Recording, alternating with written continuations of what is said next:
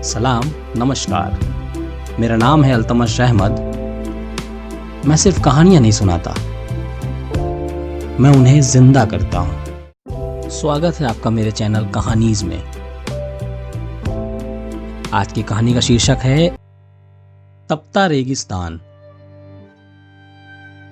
आज मुझ पर उदासी के बादल छाए हुए हैं। तबीयत बोझिल और जहन थका थका सा है। कमरे में अजीब सी घुटन है। पूरी हवेली में वीरानी और खामोशी की हुक्मरानी छाई हुई है। हर शय गम से निठाल नजर आ रही है। उह, हवेली में सजा हुआ खुशियों का वह लहकता दहकता गुलशन वक्त के हाथों हमेशा के लिए खिजा में तब्दील हो चुका है। इसके कोने कोने में गूंजने वाले कह कहे न जाने किन अंधेरों में गुम हो चुके हैं। वह पुरकैफ जिंदगी रूठ के भटक गई है। अब तो सिर्फ पुरानी यादें बिखरी हुई हैं, जो कभी कभी मेरे जहन से टकरा कर मुझे परेशान करती रहती हैं और मुझ पर गमों के अंधेरे साए गहरे होते चले गए हैं।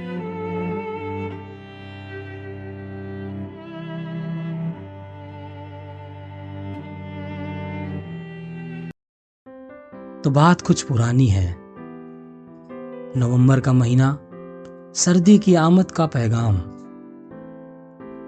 आपा अपने कमरे में सफेद और नीले रंग की पट्टी वाला स्वेटर बुनने में मशरूफ हैं। अचानक कमरे में दाखिल होकर मैंने याहू का नारा लगाया और आपा चौंक के खड़ी हो गई, लेकिन मुझ पर नजर पड़ते ही बुरा सा मुंह बनाकर फिर अपने काम में लग गई। मैं बोली, ऐसी खबर लाई हूं कि तबीयत खुश हो जाएगी। लेकिन इस बात पर बिना ध्यान दिए उनकी उंगलियां सलाइयों से खेलती रहीं। मैंने आगे बढ़कर उनके हाथों से स्वेटर छीन लिया। वह झुंझला गई। ओफ ओ शमा, बहुत तंग करती हो, किसी दिन मार बैठूंगी। बेशक मारना, मगर पहले दिल के तारों को झंझलाने वाली हवाओं, सितारों को ठहरा देने वाली इस खबर को सुन लीजिए। अरे बाबा, कुछ मुंह से फूटेगा भी कि शायरी ही किए जाएगी? आपा झुंझला कर बोली, यूं नहीं, जरा दिल थाम कर सुनो। नदीम भाई आ रहे हैं, मैंने गला साफ करते हुए बोला। क्या? हाँ आपा, नदीम भाई तालीम खत्म करके इंजीनियरिंग की डिग्री के साथ कल शाम की गाड़ी से आ रहे हैं। आपा की आंखों में खुशी की शमा रोशन हो गई। मैं खबर देकर बाहर निकल गई। अभी नदीम भाई के लिए उनका कमरा ठीक करना था, क्योंकि वह उसी कमरे में रहते थे। उन्हें बेहद पसंद था। दूसरे दिन नदीम भाई भरपूर शख्सियत के साथ हम लोगों के दरमियान मौजूद थे। उनके आने की खुशी यूं तो सभी को थी, मगर मेरी खुशी का कोई ठिकाना नहीं था, क्योंकि नदीम भाई का बचपन हमारे यहां गुजरा था। उनकी पैदाइश में ही उनकी मां यानी हमारी फुप्पो का इंतकाल हो गया था।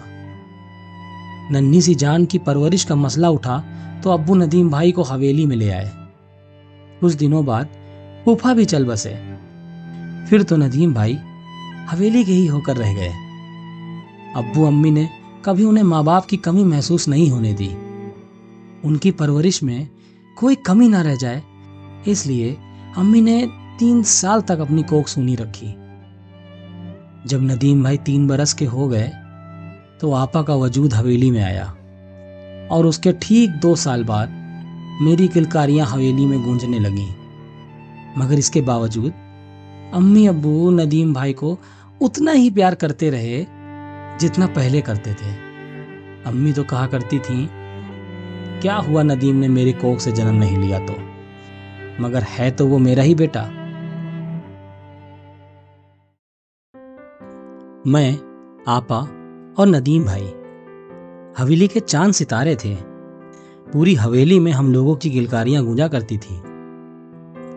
मैं तो कभी कभी नदीम भाई से लड़ भी जाती थी, लेकिन आपा और उनमें कभी लड़ाई नहीं हुई। वह दोनों को एक दूसरे के बगैर चैन नहीं पड़ता था।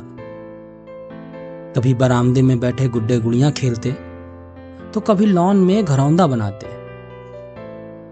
धीरे धीरे बचपन बीत गया। नदीम भाई आला तालीम के लिए बाहर चले गए और हम लोग उनका शिद्दत से इंतजार करने लगे कि वो तालीम मुकम्मल करके वापस आए और उनकी शादी आपा से हो जाए। नदीम भाई क्या आए, हवेली का सारा सुकून का माहौल दरहम वरहम हो गया। आए दिन कोई ना कोई प्रोग्राम होता रहता। आज अगर पिक्चर का तो कल पिकनिक का, कभी बोटिंग की तैयारी तो कभी शॉपिंग की। गरज ये कि रोजाना किसी ना किसी प्रोग्राम में पूरा घर को थका मारते। मुझे तंग करना तो उन्होंने अपना फर्ज समझ लिया था। अपनी नई नई शरारतों से मुझे परेशान किए रहते। मैं अगर तंग आकर कभी अम्मी से शिकायत करती तो वो मुझ पर ही बरस पड़ती। अरे वाह, किससे हंसे बोलेगा। हुमा तो शर्म के मारे उससे कुछ बोलती नहीं। अब अगर वह तुमसे नहीं बोलेगा तो क्या दीवारों से बात करेगा। और मैं लाजवाब होकर सोचती थी कि नदीम भाई मेरे अलावा किसे तंग करें। आपा तो उनके सामने यूं खामोश हो जाती हैं जैसे मुंह में जबान ही ना हो। हालांकि उनकी गैर मौजूदगी में वह मुझसे उनके बारे में घंटों बातें किया करती। उनका हर काम बड़े लगन से किया करती थी। अगर नदीम भाई अपने कमीज के बटन टाकने के लिए मुझे देते तो झट से कमीज छीन लेती। अगर कोई नौकर उनका जूता पॉलिश करता तो आपा किसी बहाने से नौकर को किसी दूसरे काम में फंसाकर खुद पॉलिश का जिम्मा अपने सर ले लेती थी। गरज ये कि नदीम भाई के सारे काम किसी न किसी बहाने आपा के हाथों अंजाम पाते। मैं अक्सर उनको छेड़ा करती थी, आपा क्यों अभी से नदीम भाई की इतनी खिदमत करती हो? शादी के बाद तो कोहलू के बैल की तरह जुटना ही पड़ेगा। ये सुनकर आपा खामोशी से मुस्कुरा देती। वह इस शख्सियत में कुछ ऐसा खोई थी कि सब कुछ भूल बैठी थी। लेकिन इस बार नदीम भाई आपा के बारे में भूल कर भी बात न करते। जब पढ़कर घर आए थे तब से आपा के मुतालिक उनके रवैये में अजीब गरीब तब्दीली हो चुकी है। मैंने ये बात कई बार महसूस की। न जाने क्यों वो आपा से खिंचे खिंचे रहते हैं। मैं जानबूझकर आपा का जिक्र करती तो वह इधर उधर की बातें करने लगते हैं, बात को तब्दील कर देते हैं। एक दिन वह कहीं से थके मांदे लौटे तो मैं शरारतन बोली, नदीम भाई आप पैसे कमाने के लिए इतना परेशान क्यों हैं? तो वह एक फीकी हंसी के साथ बोले, हर इंसान को अपने पैरों पर खड़ा होना चाहिए। अब मैं कोई बच्चा नहीं रह गया हूं, मुझे खुद अपनी जिम्मेदारी समझनी चाहिए। ओफो, इतनी सी बात के लिए इतना बड़ा लेक्चर देने की क्या जरूरत थी? अरे बाबा, सीधा सीधा क्यों नहीं कह दिया? पैसे कमाकर आपा के साथ शादी करके अलग घर बसाना चाहते हैं आप। प्लीज शमा, मैं बहुत परेशान हूं, मुझे और परेशान ना करो, मुझे अकेला छोड़ दो, जाओ यहां से। और मैं अपने कमरे में हैरान होकर सोचने लगी, आपा के जिक्र से नदीम भाई परेशान कब से होने लगे? आखिर ये बेजारी क्यों? बचपन की मोहब्बत, लड़कपन के खेल, क्या सब कुछ भूल गए? आखिर वह दिन भी आ गया जब इन सब बातों का जवाब मिल गया। नदीम भाई किसी फर्म में इंजीनियर हो गए थे। पूरा घर खुशी से झूम उठा। मेरी खुशी का तो कोई ठिकाना ही नहीं था। मैं सोचने लगी कि अब वह दिन भी दूर नहीं है जब हुमा आपा और नदीम भाई अपनी जिंदगी नए सिरे से शुरू करेंगे।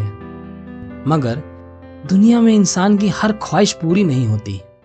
हम लोगों ने बरसों से जो ख्वाबों का मीनार तामीर किया था, वह पल भर में बुलंदी से परस्ती पर आ गया। नदीम भाई ने आपा से शादी करने से इनकार कर दिया और घर छोड़कर कहीं चले गए। अम्मी रोकती रहीं लेकिन वो चले गए। हवेली के हरे भरे माहौल में आग लग गई। मेरी हंसी किलकारी बेजान हो गई। आपा ने रो रो कर बुरा हाल कर लिया। अब्बू गुस्से में हर वक्त ऑल फॉल बकते रहते। अम्मी को सख्ता सा हो गया।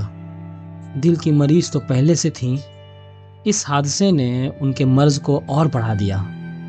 अब तो जैसे हर रोज उन्हें दौरे पड़ने लगे। हम लोगों का सारा चैन सुकून छिन गया। डॉक्टर ने मशवरा दिया कि आपा की शादी जल्द से जल्द करा दी जाए, वरना अम्मी की तबीयत मजीद खराब हो सकती है। और फिर खाला जान के बड़े बेटे अख्तर के साथ आपा की शादी तय हो गई।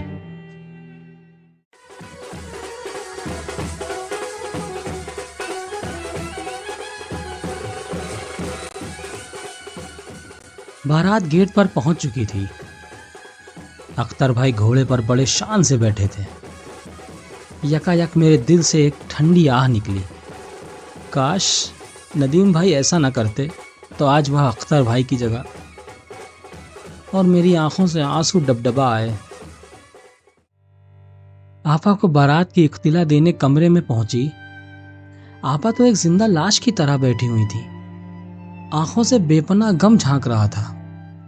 हाथों में आरज़ुओं और तमन्नाओं का खून हिना का रंग बांध रहा था। मुझसे उनकी ये हालत देखी न गई और मैं दौड़कर उनसे लिपट गई। ओ आपा मेरी जान, अख्तर भाई तो सेहरा बांध कर आ गए हैं, लेकिन नदीम भाई कहाँ रह गए? आपा ने मुझे खामोशी से अलग कर दिया और खाली खाली नजरों से ताकते हुए मेरे हाथों में एक पर्चा थमा दिया। मैंने जल्दी से पर्चा खोला तो नदीम भाई की जानी पहचानी लिखावट नजरों के सामने फिसलने लगी। उसमें लिखा था, हुमा, लाला लाजपत राय अस्पताल में बेड नंबर 7 पर लेटा मैं अपनी कश्ती हयात को डूबता हुआ देख रहा हूं। हालांकि मेरे अजीज दोस्त डॉक्टर अशफाक ने मुझे आराम करने की सख्त हिदायत दी है, मगर मैं फिर भी तुम्हें खत लिख रहा हूं। मैं जानता हूं कि तुम लोगों के दिलों में नफरत का लावा उबल रहा होगा। मामू जान, मामी जान, शमा और हो सकता है तुम भी मुझे एहसान फरामोश और न जाने क्या क्या अल्फाज से नवाज रहे होगे। ठीक भी है, मैं हूं ही इसी लायक। मुझे जितना भी कहा जाए कम है। हाँ हुमा, मैं सच कह रहा हूं। किस्मत ने मेरे साथ वह खेल खेला है कि बस मेरा वजूद मफलूज होकर रह गया। पैदा होते ही माँ के साए से महरूम हो गया। थोड़ा बड़ा हुआ तो बाप भी बिलखता छोड़ गया। इसके बाद मेरी किस्मत मुझे तुम लोगों के दरमियान ले आई। यहाँ मामू जान का प्यार और मामी की ममता और तुम्हारी मोहब्बत पर मैं निहाल हो गया।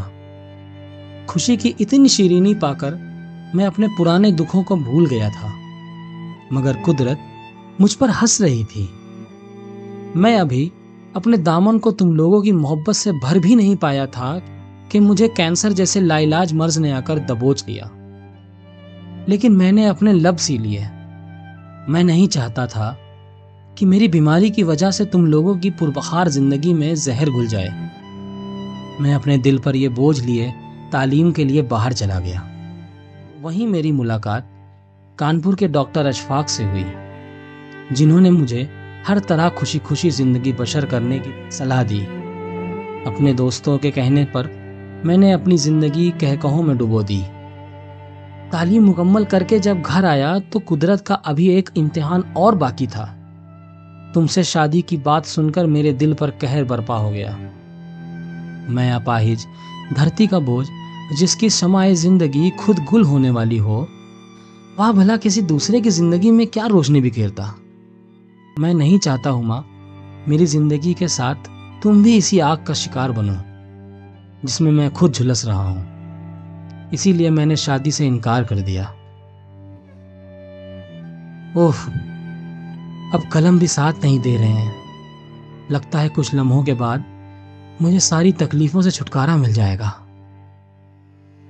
खुदा हाफिज। खत पढ़कर मेरी आंखों के सामने अंधेरा छा गया।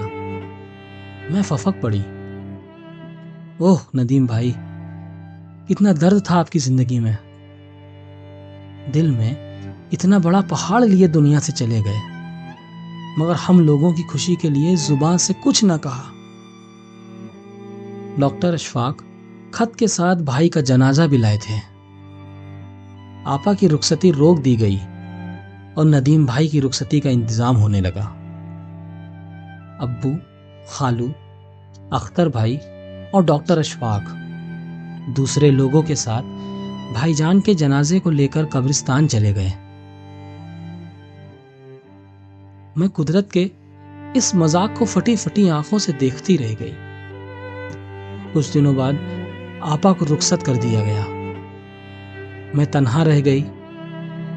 अम्मी ने हमेशा के लिए चारपाई पकड़ ली तो अब्बू नदीम भाई के कमरे में उनकी तस्वीर के सामने घंटों रोया करते।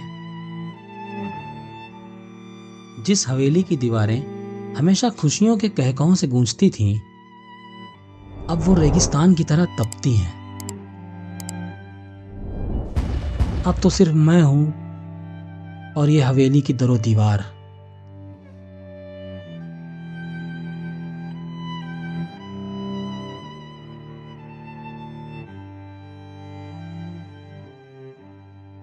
अगर मेरी कहानी आप सबको अच्छी लगे, आपके दिल को छू जाए या कुछ सिखाए तो सब्सक्राइब करना ना भूलें। आपका एक सब्सक्राइब मुझे बहुत खुशी देगा। और कमेंट में ये ज़रूर बताएं कि किस टॉपिक पे कहानी चाहिए। मैं कोशिश करूँगा इंशाल्लाह लिख सकूँ। शुक्रिया आप सबका।